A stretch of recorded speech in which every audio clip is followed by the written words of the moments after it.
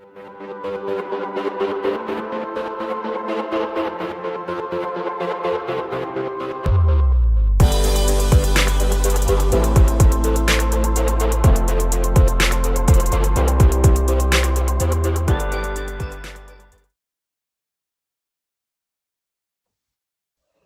everybody, Dawn Zoldi here, and welcome back to your Dawn of Drones podcast. We are closing out an incredible month that we've just dedicated to critical infrastructure support, sponsored by SAIC.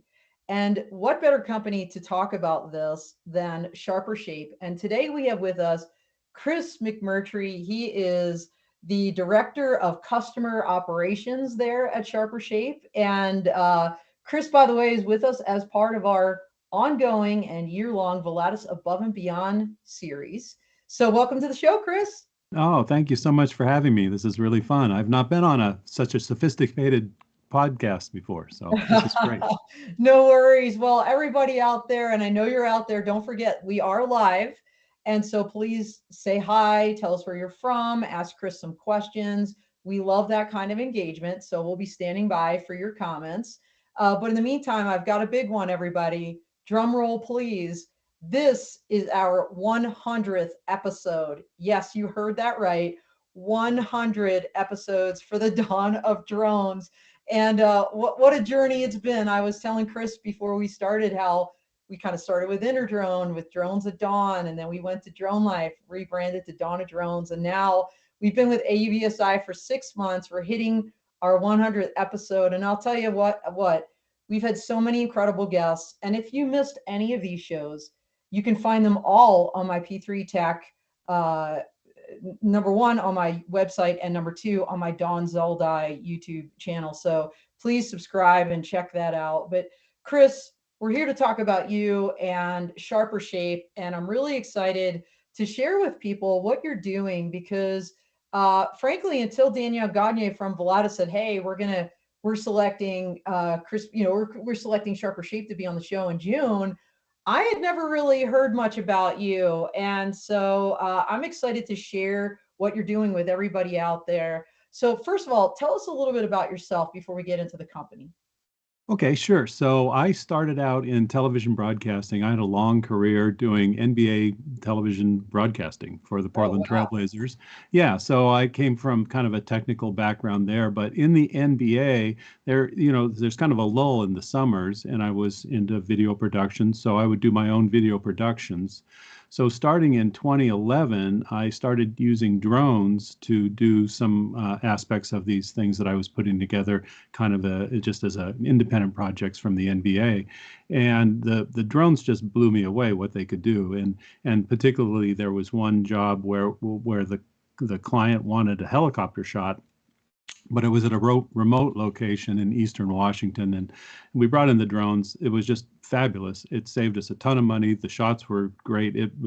We used way more of these shots than we anticipated originally, and so it's like, wow, drones are just incredible. They're going to change a lot of industries. But I wanted to start a company that took advantage of drones for more than just entertainment purposes. So I thought about it for a while and said, well, you know what? I think drones for inspecting critical infrastructure is going to be really a terrific use of this technology. So in 2013, I started a company that was called Aerial Inspection Resources, and it was dedicated to doing exactly that, to looking at wind turbines and solar panels and power lines. And those are the kind of the things we concentrated on. We also concentrated on maybe more of the higher end of what you could use drones for, specifically LiDAR. And so we did some really early LiDAR scanning with drones, very unusual back in that day, and very scary to put a $100,000 LiDAR scanner on a drone, back in 2013, say. No kidding. I mean, you're talking before in the U.S., right? Before Part 107 even. Yeah, so yeah. You're in the Section We did 333 world We here. did the 333. Yep, we did the 333 exemption and spent a ton of money on lawyers to get a Yeah. 333 exemption. People these days don't know how good they have it because Right. it was tough to get legal operations back in those days, but we did. And at any rate, I was doing this, but what I found was that we could go out in the field and we could get this data. We could get the LiDAR data. We could get the images. But I was spending just a ton of time in the office trying to package all those materials and get it back to the customer. I found that I was spending 3 to 4 times the amount of time I was spending in the field just trying to analyze and package the data on the backside, and it was kind of killing the business. Right. So I used to attend a lot of trade shows as for part of my company. And along this time, I left the NBA in 2015, went full time on the drone business. But as I said, there was problems really analyzing the data and doing something with it. So I started running into Sharper Shape at some of these trade shows, and I was really impressed with what they were doing. I recognized that they were building a platform that was going to solve the problems that I specifically was having with my drone company, and figured that if it would help me, it would help a lot of others. Eventually, in 2016, I decided I'm going to close my company and just go to work for Sharper Shape. So that's what I did, and I've been working with them ever since. So, and we just, by the way, Sharper Shape itself, you've got your 100th show here, Sharper Shape. This morning we did a 10-year celebration. We've been around exactly 10 years now. So.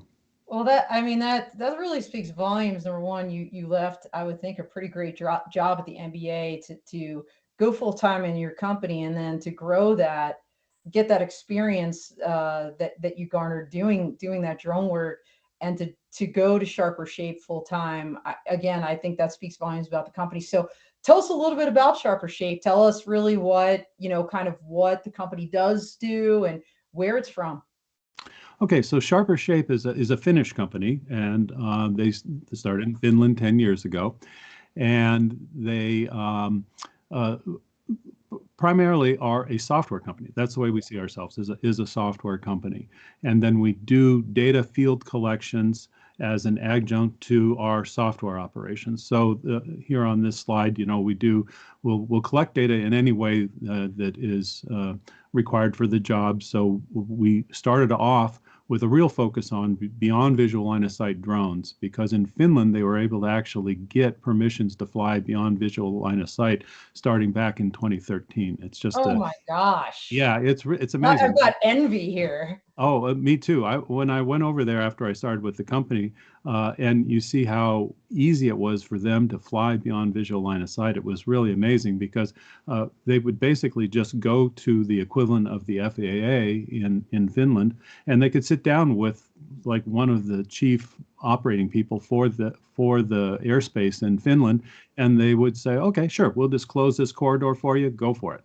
And so Sharper Shape did a ton of beyond visual line of sight stuff way back, and became one of the world leaders in beyond visual line of sight drone flights.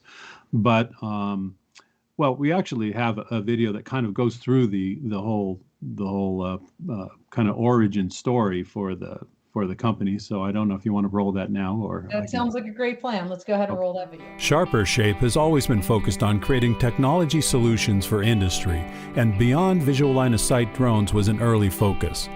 The company performed a series of BVLOS package delivery demonstrations for the Finnish Postal Service Posti, becoming an early leader in BVLOS UAS technology. Sharper Shape also targeted another important use of BVLOS aerial technology, identifying vegetation clearance issues along electric utility corridors. Developing the software and hardware to meet this need became the company's primary mission. By 2013, the renowned Geospatial Research Institute of Finland had concluded a 10-year project to create algorithms capable of analyzing LiDAR data to identify trees and vegetation. Sharper Shape acquired these algorithms, and the company was born. ACA, short for Automatic Corridor Clearance Analysis, was an immediate success, helping Finnish utilities to take on the challenges of a robust vegetation canopy. The success was noted by venture capital firms, providing the funds needed to continue developing the ACA application. Sharper Shape continued to develop on the hardware side as well, producing increasingly powerful UAS platforms to complement the sophisticated multi-sensor systems. The slogan of "One flight, many apps" became the company's mantra, and the first Sharper Scope sensor system was released in the summer of 2016. The company opened its U.S. headquarters in Grand Forks, North Dakota, and established the groundbreaking Edison Electric Institute Consortium to promote BVLOS electric utility assessments. With BVLOS authorizations remaining elusive, automatic detailed inspection was created in order to bring together Sharper Shape's expertise with software and LiDAR data processing with the increasing power of small UAS platforms. While still waiting for BVLOS approval, a pivot to manned aircraft operations began in 2017. This proved to be an excellent move, as multiple large contracts were quickly secured, including, in 2019, what may be one of the largest projects of its type ever attempted, capturing 26,000 miles of utility distribution circuits in 5 months. This was truly a marathon, and a testament to the engineering of the Heloscope system. But all along, Sharper Shape had been steadily building on the foundation of the original ACA software platform. With the release of Core during the summer of 2017, the company's vision of a software platform purpose-built for electric utility inspections was realized. The cloud-based WebCore incorporates a powerful map-based asset viewer, along with modules for flight planning, project tracking, asset inspection, and report creation, all running in any modern web browser. And the Core ecosystem includes companion iOS apps for helicopter, drone, and walking patrols, bringing the power of Core to crews in the field. From data collection to assessments and finally reporting, Sharper Shape truly offers the full circle of utility inspection services.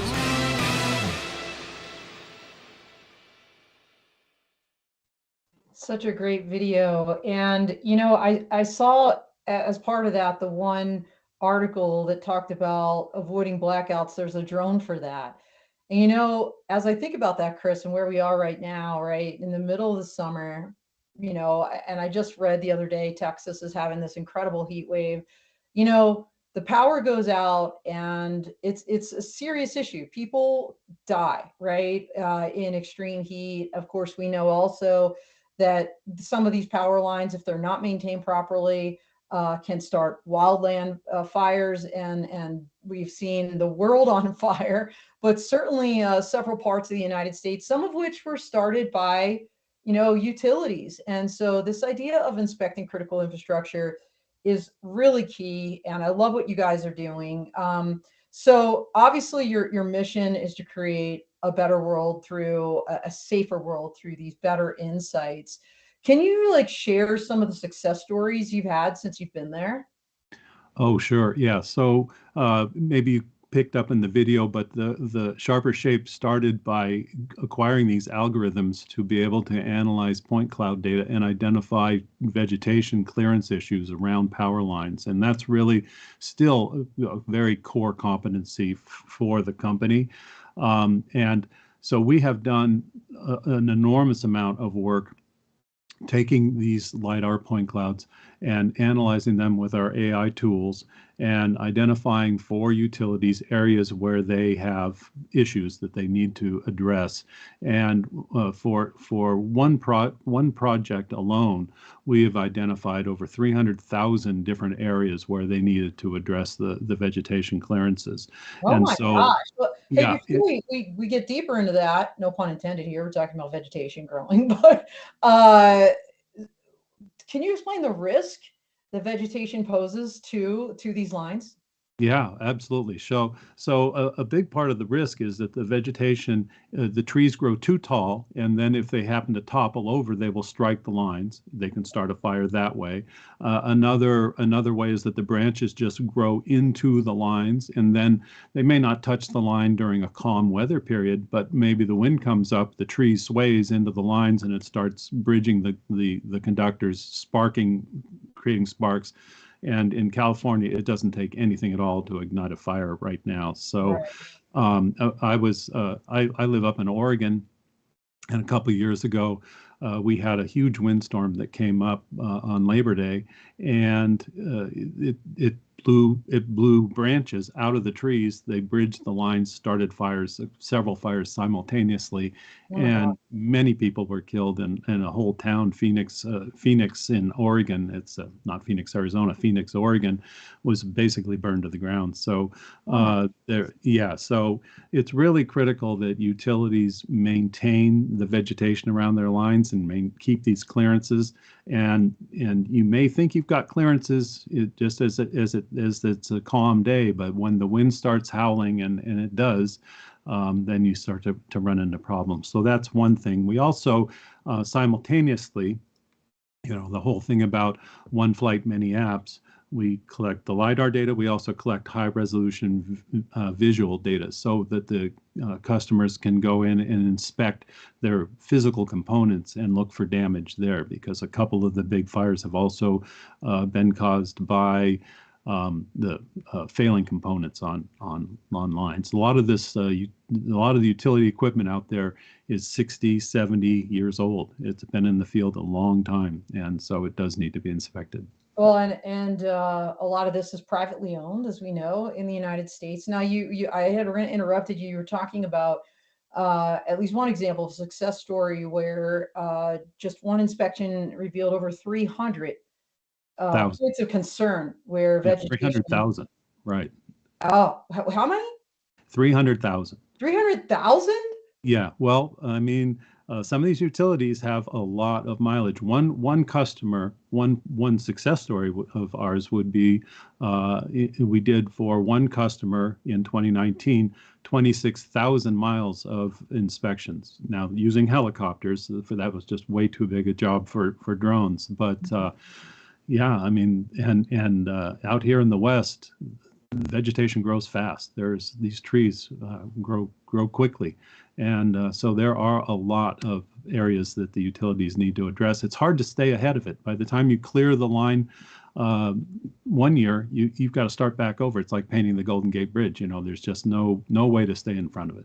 I'm just curious, Chris, because, in some other, let's just say, analogous niche areas like facade inspections, only a handful of cities right now and states actually require inspections of those incredibly aging structures, some of which have fallen down and killed people right off the front of buildings. We were just at the Energy Drone and Robotics Coalition Summit and talking about methane compliance. And, there's a whole raft of federal requirements in the United States there's and growing. I think the Biden administration is laying out a handful more, and also this third-party reporting, which is very interesting. But I'm just curious for this vegetation issue. Is there a legal requirement, regulatory requirement for these inspections, or is this something that is just a safe thing to do? Because I think that's a harder sell for companies sometimes, right, when they're looking at their bottom lines. So I'm just curious what you're seeing out there in terms of the inspections, and are they required? Yeah, they sure are. There are federal regulations that require inspections, and that also prescribe punishments if you fail to do so for transmission lines. Distribution's a little bit different. Distribution isn't quite as regulated, but for high voltage transmission lines, there is absolutely a very strict set of codes that say you must inspect this frequently, and you must maintain a clear right of way around these. Well, considering the risks that you just mentioned a little bit earlier, it makes a lot of sense that there would be this requirement. And so, as you mentioned, Chris, your Sharper Shape, your company is very focused on the software. At least that's kind of the heart or the core, no pun intended, of what you're doing. So tell us about CORE itself. So CORE, C-O-R-E, is an acronym. Yeah. Tell us what it is and what it does. Okay, so CORE stands for Cloud Optimized Remote Evaluation, and CORE is kind of the mothership of our software applications. CORE is a hosting environment for AI technologies, for those algorithms that I spoke about that do the vegetation clearance analysis. We're standing up a lot of AI intelligence for visual inspections of components. and all that runs in Core. Then the customer interfaces with Core through a web browser, and we call that Web Core. So the customer is able to get in and browse through their assets in a map-based environment, click on any pole or line segment or substation, get information about that, pull up all the photos related to that particular pole or line segment, examine those photos, zoom deeply into those photos. In another module in the program, it's an assessment module. You can pull up the photos, you can browse through the photos, zoom in, find issues, mark, annotate, and report right out of the software. And then in the same interface, there's a full LiDAR point cloud viewer. So you've got a map with the assets, you've got a 2D image viewer, and you've got the LiDAR point cloud all synchronized together. So as you move through the assets, the LiDAR synchronizes with the photos, and it's very very fast. It's amazing how it works, even streaming across the internet. A lot of the image data we gather comes from phase 100 megapixel cameras, and you can pull up these images even across the internet with a reasonable web connection, nothing fancy, and really quickly and seamlessly browse through these images. So here's a slide, Chris, yeah. where you kind of outline the different modules that you Right. ran through. Is there anything on here you wanted to highlight? Well, for this crew, I would say the flight orders would be quite an interesting module. So you see there's a line running north, south, and east and west there. And this is just a small segment of a larger project, but you would go into the flight order module, and you would draw a polygon around the specific assets that you want one of your drone teams to go inspect. Create the flight order, assign the flight order to a drone team, and then the drone team has a iOS app that they are able to open, and it will show that flight order to them immediately, almost in real time. So as I create those flight orders, they're assigned on the iOS drone pilot there, and they see the same flight order that you just created in WebCore. And as they work through their assignment for that day, they can mark things as completed. And now back in the office on WebCore, I see, okay, that this team just completed that structure. They're moving to this structure. They did that structure. The drone pilot application has risk assessments that the team can fill out, and so I can view those risk assessments and make sure that they are following the safety protocols in the field. And it also has GIS layers that includes anything we can get from the customer. So in some cases, we get terrific information from the customers. We have GIS layers for locked gates and who has the key for that locked gate. Oh, wow. And there's a bad dog on this block, and there's a customer concern here. And those things can be put into this same application, and the drone teams out in the field have all that right at their fingertips, including the accessibility of the structures and driving directions to get to the structures. All those in an application that basically interacts directly with WebCore back and forth. So it's an amazing team management function. You mentioned that customers, these utility and, clients, if you will, can input information. So they also have access to this, where they can put in like information, like there's a dog, there's a dog at that gate, so be careful. Yep, exactly. Sure.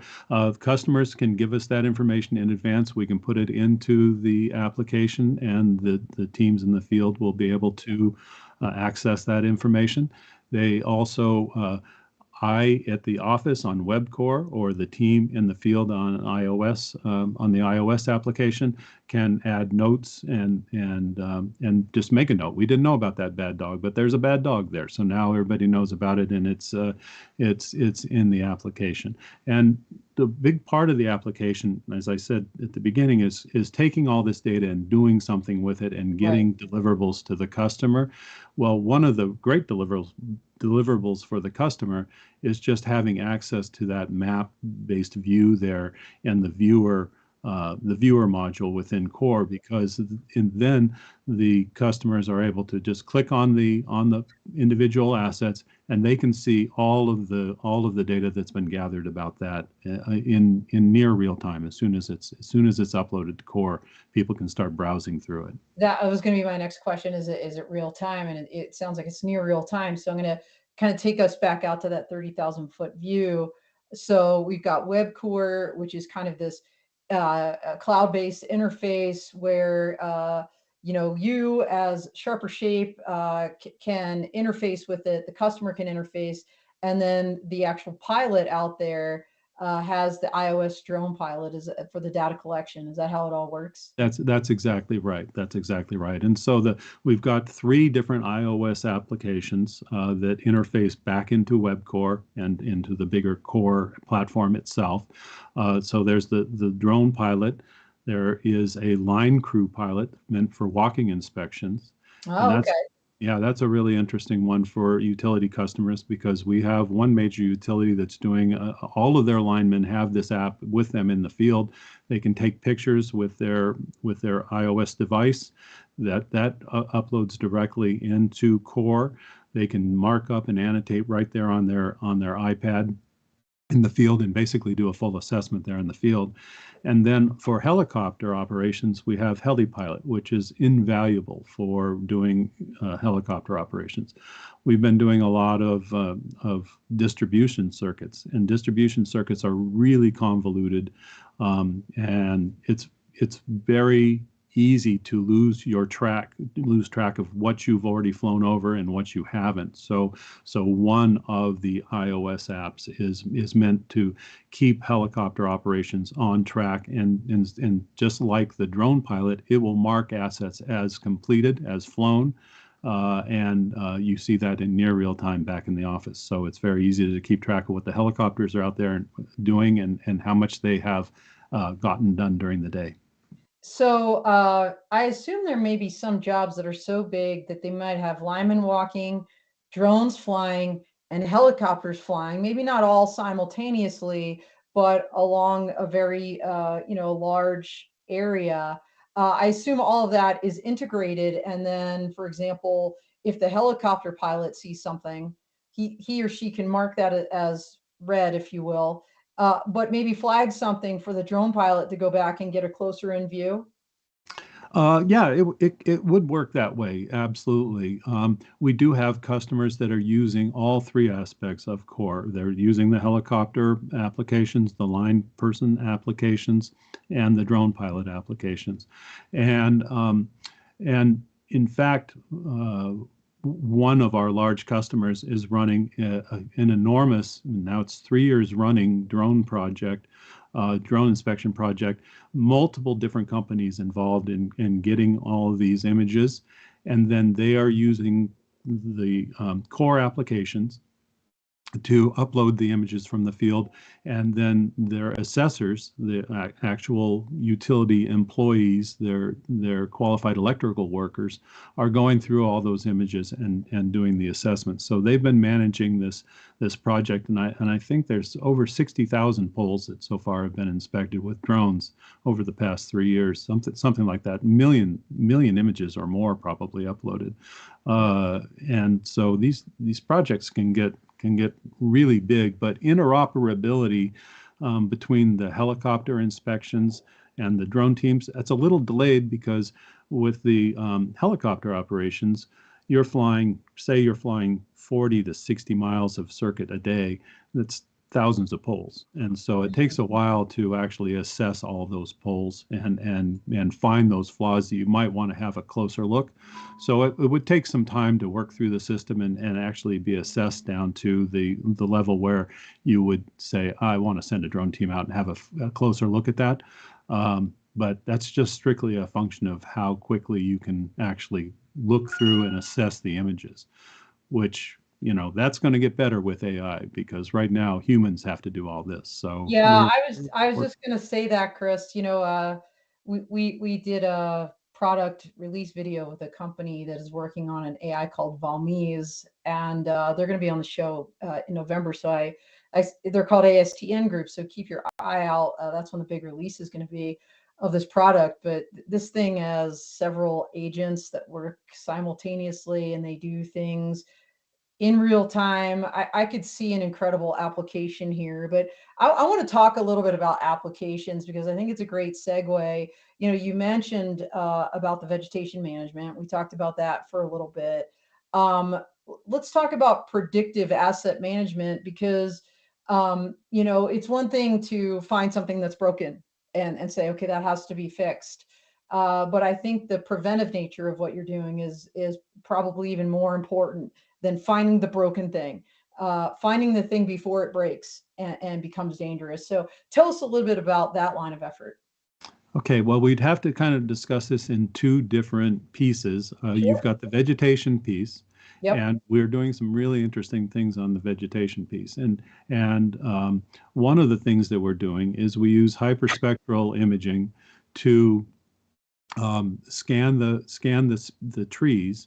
And for years now, we've been building up hyperspectral libraries of AI libraries that can look at a hyperspectral scan of vegetation, and it can identify the species fairly accurately. I mean, it's not 100% yet, but it's pretty accurate. Now you can start to do some predictive analytics about, okay, here's the tree. It's not too close to the line yet, but it's this very fast growing species. So we're gonna expect that within a year it's going to be too close to the line, and maybe we want to address it proactively. We want to get at it. So the ability to do tree species identification and tree health along the corridor, that allows for a lot of proactive kinds of activities for vegetation management. And then when we do this kind of close-up inspections with the high-resolution cameras repeatedly, we can start to see trends in terms of how things are aging. And nothing's changing on this pole. It looks like it's stable. There's very little changing. But in another case, maybe you find a pole or a tower where rust is growing very rapidly, maybe at an alarming rate. And there's where you would maybe do some proactive sorts of maintenance. So the ability to look over time and compare the same structure condition year after year, that's very important. And the ability to kind of predict how the vegetation is going to grow around lines is important. Yeah, I never really would have thought about the, kind of predicting the tree growth rate using these technologies. That's unbelievable. I was just thinking, Chris, as you were talking, most of these poles, right? They're metal, they're not wood. Are there some wood ones out there? Oh yeah, tons and tons of wood. Yeah, a lot of the distribution structures are wood. Even some of the transmission structures are wood. So that, I mean, I only know a little bit about wood poles because when I was at the Air Force Academy, they had this like a leadership reaction course, if you will. It was made of all of these logs, right? And the cadets would climb all over it and had all these structures on it.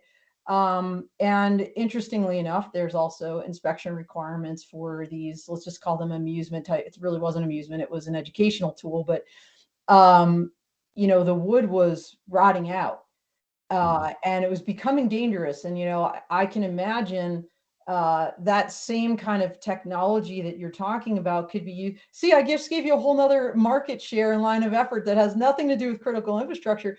But, somebody needs to be inspecting those. And right now they're doing it with their eyeballs. And I Mhm. imagine some of the sensors you have would be a lot more accurate with regards to not only finding flaws as they exist, but predicting like, wow, there's this crack in this structure here that given the rate of moisture in the air, or whatever the formula is, that, this probably is going to go in the next 2 years. And you don't want a bunch of cadets climbing on it when it goes. So Yeah, that, abs- that's really interesting. just incredible uses of this technology, and certainly for critical infrastructure. But you talked about these digital twins, and I think most of our viewers know what that is. But let's real quick give a very quick definition of what a digital twin is. And the unique thing that you guys are doing, you're calling it a living digital twin. So tell us first, what is a digital twin? And secondly, how is what you're doing a little bit different and better? Okay, so a digital twin is basically a 3D model, a digital 3D model of some physical asset. So in the utility case, I would scan a corridor with LiDAR. So I get that 3D geospatial information that I need and put that into my software. And now I've got a 3D model of the assets. Now you need to add to the digital twin, you need to add as much metadata as you can. So it's not enough just to have a LiDAR point cloud that I can kind of move around in 3D, but I want to have information about the assets within that point cloud. So that's one of the things that our software does really amazingly, and this is part of those algorithms that we got access to way back in 2013 and that we've built on ever since.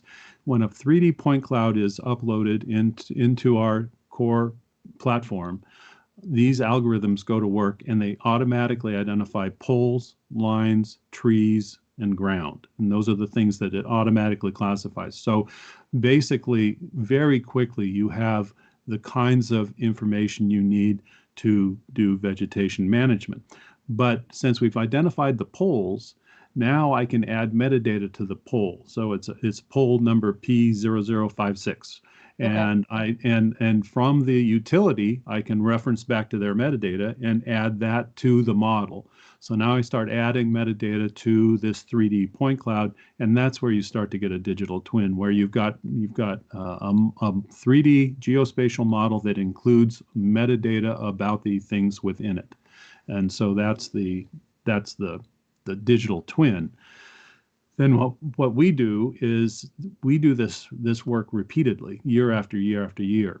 So what the living part of it is adding the fourth dimension of time. You've got XYZ coordinates, but you've also got time. So we can see how things are changing over time. And that's where you start to get into some really interesting applications of the technology where you can do change detection. And that is something we've been working on heavily. It is a difficult thing to do because things change a lot in the utility world, like we were just discussing. Right. Vegetation grows quickly. So when you start to say, okay, tell me, here's a scan in 2018, compare it to 2020, what has changed? Well, unfortunately, everything's changed pretty much. I mean, when you're looking at a utility corridor, because there's just a huge amount of change. So how do you filter out and get down to the significant kind of changes that you might want to see? That's a bit of a trick. That's where the living digital twin comes in. It's time plus the 3D geospatial knowledge that we have. In my brain, I think of, those time-lapsed photos. We've all seen those, and maybe a little video reel where, maybe it's a puppy and then you see it grow over time to, be a full dog, full-size grown dog. Does your living digital twin kind of do something similar? In other words, that 2018 to 2020 example, could you almost like in a lapse time view, almost in one sitting, just see that change occur almost before your eyes? Yeah, it's not something that's in the interface that is customer facing. It is something that the analytics team behind the scene can do. It is on the roadmap to make that more accessible. Like Google Earth has a time slider where you can see the different satellite images from different years, and you can compare those. That's kind of where we want to get, but it's not yet in the interface, but it is on the roadmap. So cool, so cool. Well, that's also a great segue. You're making this easy for me, Chris. So what else is on the roadmap? You guys have come such a long way. You've done so many great things over so many years, 10 years, as you said. So again, happy anniversary there. What's next? This kind of time slider, and what else do you see on the horizon for Sharper Shape? Well, it's pretty much all about taking advantage of AI and the technologies around AI.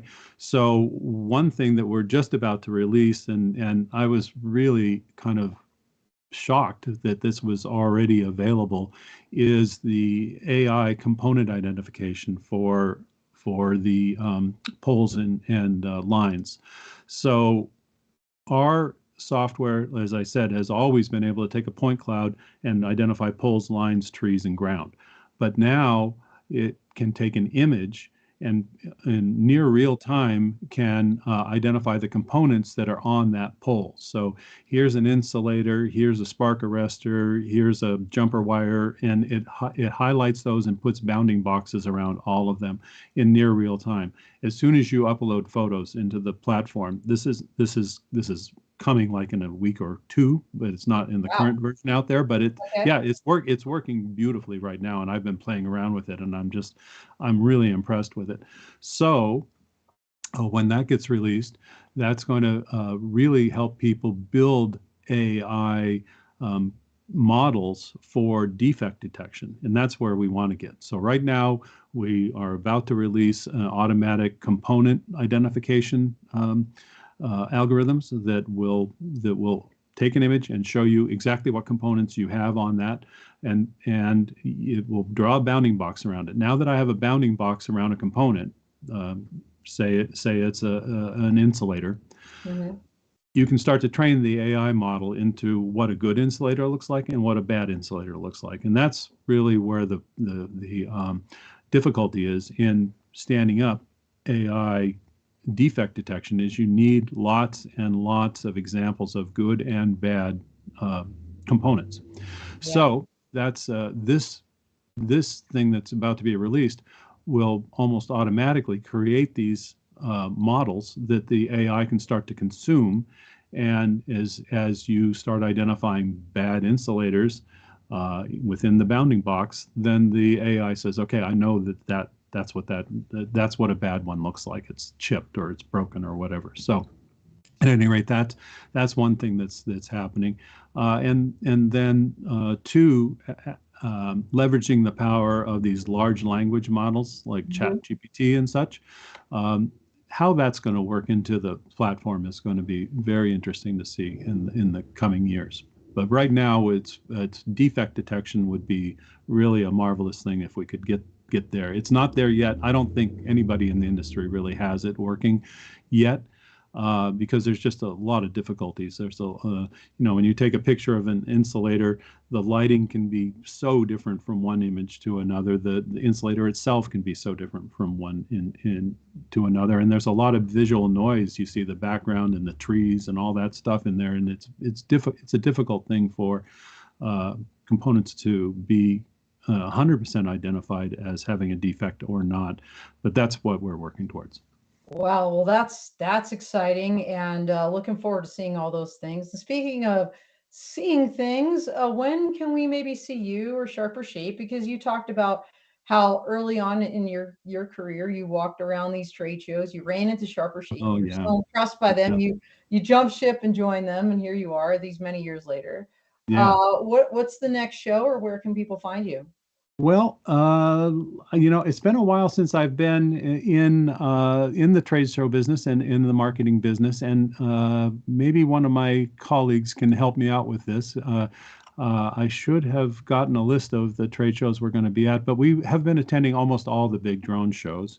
We Mhm. also attend several of the utility conferences that are more specific to utility maintenance and vegetation maintenance, that aren't necessarily drone or helicopter shows. But I think we'll be at most of the shows. And I'm sorry I don't have a list for you. I wish I did. No worries, no worries. Well, we are almost at time here. So, Chris, I'm going to give you the last minute or so to mention anything that we missed here and any concluding remarks you want to make to the audience. Okay, well, maybe for this audience, a big thing that I would like to emphasize is that we have just released about 6 months ago a new drone service provider offering, which is basically some of the technologies that we've talked about here, the iOS drone pilot application and access to Core, the ability to upload images into Core to analyze those, and